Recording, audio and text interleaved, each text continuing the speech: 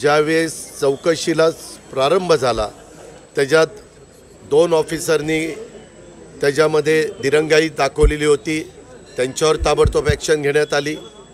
त्याच्यानंतर ससून हॉस्पिटलमधले काही जण त्याच्यामध्ये दोषी लक्षात आढळले, त्यांच्यावर ॲक्शन घेण्यात आली।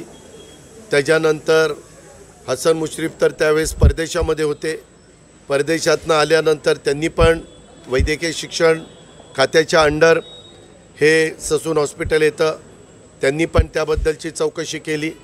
ती चौकशी केल्यानंतर त्यांनी स्वतः प्रेस कॉन्फरन्स घेऊन त्याबद्दलची सगळी माहिती दिलेली आहे। त्यांनी काही लोकांच्यावर ॲक्शन घेतली। एक्साईजचा संबंध येतो, एक्साईजचे मिनिस्टर शंभूराज देसाईंनी स्वतः प्रेस कॉन्फरन्स घेतली। त्यांनी एक्साईज डिपार्टमेंटला ज्या काही सूचना द्यायच्या त्या काय दिल्यात त्यांनी कालच आपल्याला सगळ्यांना लक्षामध्ये आणून दिलं। सांगायचं तात्पर्य की ही गंभीर बाब जशी सर्वांनीच घेतली तशी सरकारने पण फार गांभीर्याने ही सगळी केस हातामध्ये घेतलेली आहे आणि त्याच्याबद्दलची कार्यवाही चाललेली आहे।